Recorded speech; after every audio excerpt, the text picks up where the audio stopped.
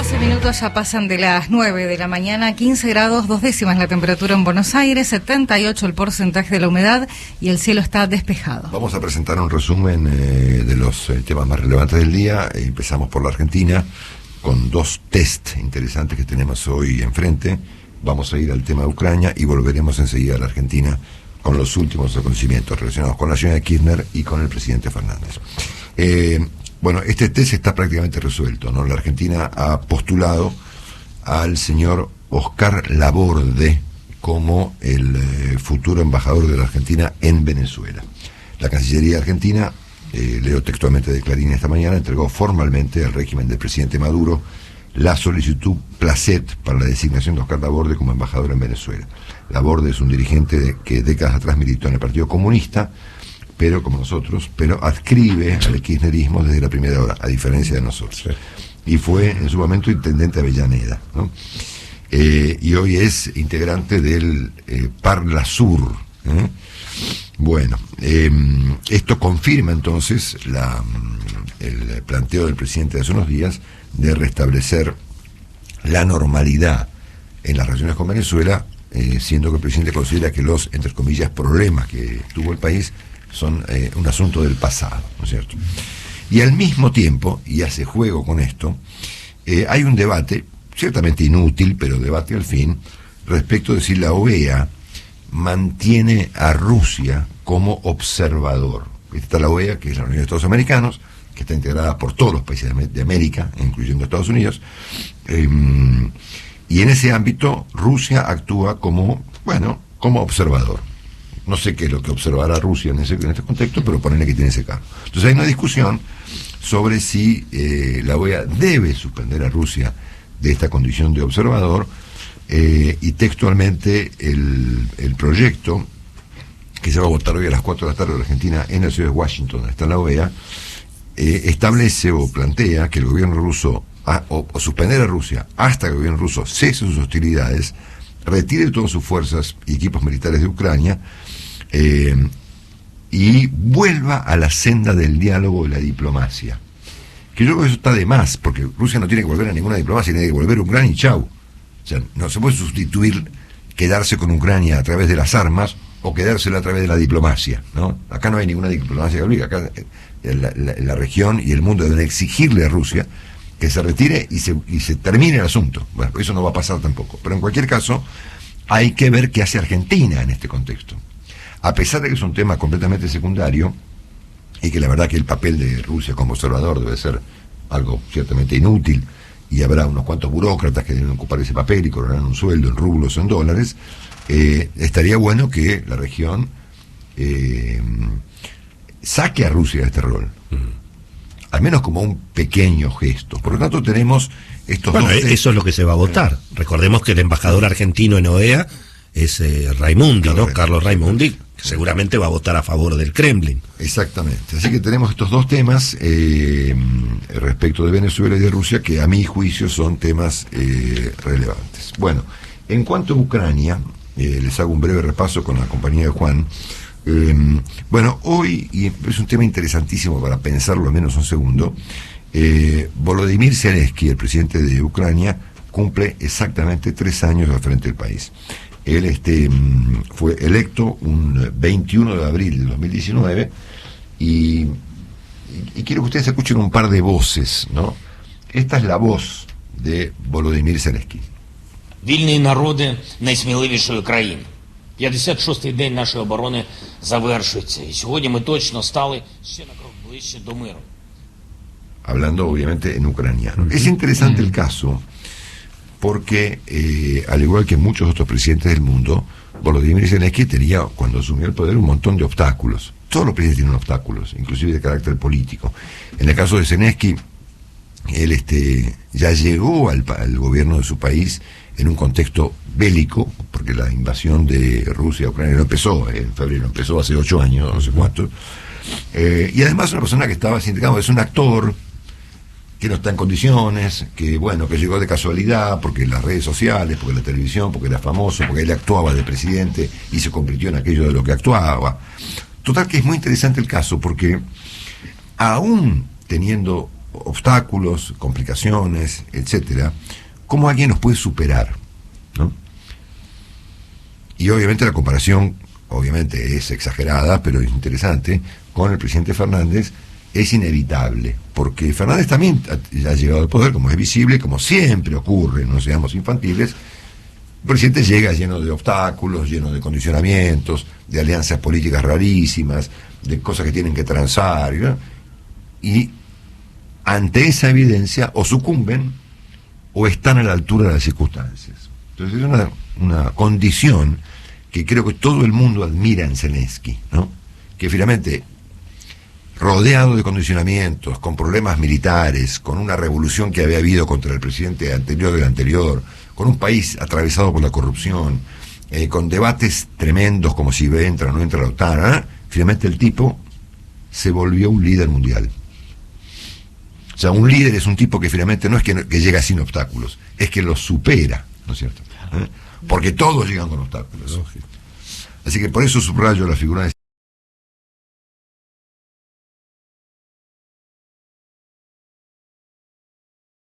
Zelensky a propósito de este día, 21 de abril, que es hoy, cuando él cumple 3 años al frente de su país. Hay otra voz que quiero que escuchen, que es la voz de un chiquito, que debe tener 10 años, 11, o algo así. Yo lo subí ayer a mi cuenta de Instagram, y tomé el video de una cuenta de varias con las que yo estoy conectado, que se llama The Ukrainian Journal, que son unos tipos que suben cosas en Ucrania, ¿no? Y ayer subieron un video de un chiquito llamado Makar, que mientras recorre su casa destruida y se escucha la voz de su madre a lo lejos y los disparos afuera de su casa, le agradece a los rusos por este argumento que tiene Putin, que es que los está protegiendo, ¿no es cierto? Lo escuchamos un segundo. Я Макар. Иди ко мне. Стреляют. Я Макар. Мне сегодня 7 лет. А это мой дом. Вот, это мой дом. Спасибо спасителям из России, что сделали вот такое. Ну, то, что вы сейчас видите. Está hablando en ruso ahí, ¿no? Es pasiva. Sí, correcto. Claro. Él es, obviamente, tal vez el lenguaje donde él vive, Mariupol, sea el ruso. Total que la imagen es tremenda, porque se ve su casa destruida, el chico camina por lo que era su casa, se escucha a su madre y los disparos en Mariupol. El gobierno ruso dice haber tomado Mariupol y haber resignado la planta esta de Azovstal, donde se supone que hay un grupo de civiles y militares que están ofreciendo resistencia. Por lo tanto, tal vez Putin se conforme, digamos, con la toma de Mariupol y esperará que estos personajes tan valientes se rindan ante las tropas rusas, cosa que yo creo que no va a ocurrir. Esto pasó en el contexto de ataques intensificados en las últimas horas sobre el este de Ucrania. Uno de estos militares que está ahí refugiado en la planta de Azovstal dijo: vivimos nuestros últimos días, si no horas. Bueno, el presidente Putin ayer dijo: bueno, en realidad el objetivo de esta operación es ayudar a esta gente que vive en el Donbass y liberarlos, agrego yo esto, de las fuerzas nazis que a su juicio ocupan ilegalmente el Donbass, ¿no? Bueno,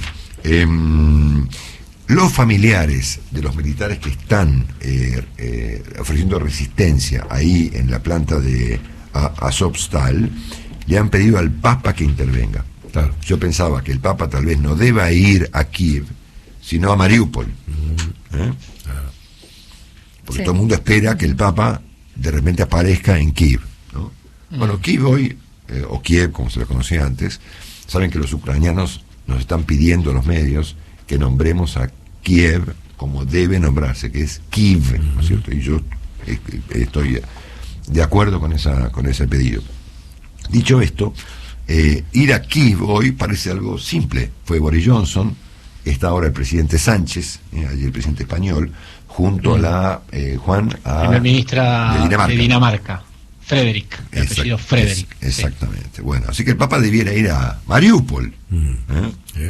Bueno, obviamente, eso no va a ocurrir. Bueno, en Mariupol ayer murió refugiada en un sótano una señora que se llama Vanda Ovidiovka, sobreviviente del Holocausto, 91 años. Bueno, estuvo un montón de tiempo refugiada, encerrada en un sótano, y efectivamente ayer a los 21 años murió. Zafó del campo de concentración, no zafó de Vladimir Putin. Muy importante la determinación que ha tomado Noruega, país integrante de la OTAN, lo comentamos con Juan temprano, de donar sistemas antiaéreos a Ucrania. Correcto, sí. Parte de lo que Noruega fue uno de los países del norte de Europa que más participación y más empuje tuvo para lo que es la entrega de material bélico, ¿no? Por lo menos en los últimos meses. Y el Parlamento de Finlandia, que no integra la OTAN como país, Finlandia, está ya debatiendo desde ayer, y presumo que lo va a hacer con éxito, de adherir efectivamente a la OTAN. El último país que entró en la OTAN, que fundó en los años 40 y pico, creo que fue Macedonia del Norte en el 2020. Así que ingresaría a Finlandia, que es un país limítrofe con Rusia, ¿no? Y que estuvo bajo el ámbito ruso, obviamente, durante muchos años. Quiere decir que aquí Putin tendría un argumento, eventualmente, para atacar a Finlandia. Sí, claro. Porque él dice no aceptar que sus países vecinos integren la OTAN bajo el argumento de la seguridad. Ya había habido una amenaza en ese sentido, ¿no? Que para los finlandeses, Marcelo, miran a Ucrania, que no era parte de la OTAN, y están pidiendo, están desguarnecidos los ucranianos, nosotros tenemos que entrar porque es la única manera de defendernos. Así lo ven los finlandeses, que hoy son 5,5 millones aproximadamente, según los sondeos. 2/3 de los finlandeses hoy le están pidiendo al gobierno y a su parlamento, de 200 parlamentarios, que aprueben inmediatamente el ingreso a la OTAN. Bueno, creo que merece un reconocimiento mundial el empresario Elon Musk, el dueño de la compañía Tesla, que hace los autos eléctricos y que tiene compañías espaciales y satélites, internet, porque ayer resolvió darle acceso gratuito, además de lo que ya había ofrecido a los ucranianos a través de su sistema de internet, que es por satélite. Así que bien por Elon Musk. Bueno, Rusia probó ayer un misil nuclear, dicen que es el más poderoso misil nuclear del mundo, se llama RS-28 Sarmat, lo probó en alguna parte alejada obviamente del conflicto en este momento, pero lo hizo como una demostración de fuerza respecto a lo que Rusia tiene en su poder. Bueno, más o menos este es el estado de cosas en el día de hoy respecto de esta tragedia que vive la humanidad, tan peligrosa para todos nosotros y para todo el mundo, respecto de Ucrania y Rusia. En cuanto a la Argentina, además de estos dos temas que ya mencioné, la designación de un embajador en Venezuela y el test que habrá hoy respecto de si Argentina vota o no a favor o en contra de Rusia en el ámbito de la OEA, que es un tema secundario pero relevante en el plano simbólico, me parece que la mejor explicación que hay hoy sobre la cuestión del Consejo de la Magistratura y todo lo que ustedes saben que ha ocurrido, la ofrece Carlos Pañi en su artículo de etapa de Diario de la Nación, cuando conecta las dos cosas, conecta el Consejo de la Magistratura y el significado de lo que está ocurriendo con la cuestión de Venezuela. Son 2 párrafos que nos va a leer Romina, y el primero es el siguiente. La repetición de estas pillerías revela un vicio... Por pillerías, Carlos se refiere, perdón, Romina, a esta división de los bloques y a tratar de aprovechar subterfugios secuas ilegales para conseguir un cargo en el Consejo de la Magistratura. Y que revela un vicio compartido por la mayor parte de la clase política: la pulsión irrefrenable por controlar a la justicia. Claro, obviamente. De eso estamos hablando, ¿no? De la pulsión irrefrenable de la política por controlar a la justicia, que es lo que el presidente Fernández dijo en su discurso inaugural, que jamás iba a volver a ocurrir. En el caso de Cristina Kirchner, esa pretensión se sostiene en una concepción antiliberal expresa. Las disposiciones de quienes son depositarios del voto popular no deben ser de la prensa. La división de poderes... No deben, ahí está mal cortado el artículo, no deben... cuestionada, digamos, ¿no? Digamos, la justicia y la prensa son cosas antidemocráticas porque no representan la voluntad popular o la voluntad de la mayoría o lo que ella imagina es la voluntad de la mayoría, ¿no? Claro. La división de poderes es un dispositivo conservador que pretende distorsionar la voluntad popular. Claro. Sería injusto interpretar que esa vocación de la vicepresidenta por dominar los tribunales apareció después de que se multiplicaran las causas penales en su contra. Apenas Néstor Kirchner llegó a la presidencia, ella se puso al frente del juicio político a la Corte. En 2006 lideró la reforma del Consejo de la Magistratura con un formato que la justicia acaba de anular. Disconforme con su propia criatura, en 2013 propuso otra modificación que pretendía atar la designación de consejeros a las elecciones generales. La iniciativa denominada democratización de la justicia fue también anulada por la Corte. Más allá de los accidentes de esta peripecia, se advierte una coherencia desde el punto de partida. Se trata de suprimir la independencia de los magistrados. Todos deben ser el juez Alonso. Pues Alonso es un juez militante de Entre Ríos que intentó obturar un fallo de la Corte que por supuesto fracasó, ¿no? Por suerte. Es muy interesante lo de Pañi porque él va más allá de la lectura primaria que hay, que también es válida, por cierto, respecto de que esta, lo que se llama pulsión por controlar la justicia, tiene que ver con el hecho de que los propios políticos tienen causas judiciales en contra de ellos o en contra de sus rivales, ¿no? Entonces, esta lectura es una lectura primaria, bastante obvia, por cierto, y que está tomada en términos generales como la razón por la cual la señora Kirchner en particular y la política en general tienen esta pulsión. Pero Carlos ofrece una segunda explicación que yo diría que es hasta aún peor que esta primera. Porque si la primera tiene que ver con un impulso para defenderse de los jueces, bueno, es una cosa bastante obvia, ¿verdad? Ahora, esta segunda pulsión es mucho peor. La suma del poder público. Que es la suma del poder público. Claro. Eso se llama, en mi lenguaje, se llama autocracia. Claro, ¿no?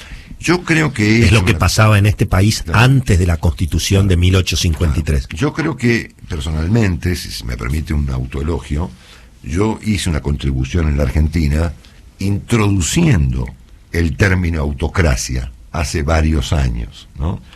Bueno, ahí vamos, o ahí pretenderá ir el kirchnerismo, que aún siendo una minoría hoy en día, ellos suponen que son una mayoría, porque la gente vota confundida, por culpa de Clarín, ¿no es cierto?, de los medios, o de Willy Cohen. Exacto, que engaña a la gente. Exactamente. Entonces, tenemos no uno, sino dos problemas. Esta primera interpretación respecto de que este comportamiento es un comportamiento defensivo ante las investigaciones judiciales evidentes y visibles que afectan en este caso a la señora Kirchner y a su familia, y que además esta pulsión puede ser usada para poner a la justicia en contra de los rivales, que ya por sí es bastante grave, pero esta segunda interpretación que es mucho más grave. Y como decía Willy temprano, bueno, la señora Kirchner pretenderá abolir un sistema antiguo. A ver, el espíritu de las leyes de Montesquieu fue escrito en 1748, ¿no? Claro. Y ella pretende reemplazar un sistema de 1748 por uno de 1615. Claro, ¿no? Exactamente, de 1500. Claro, claro.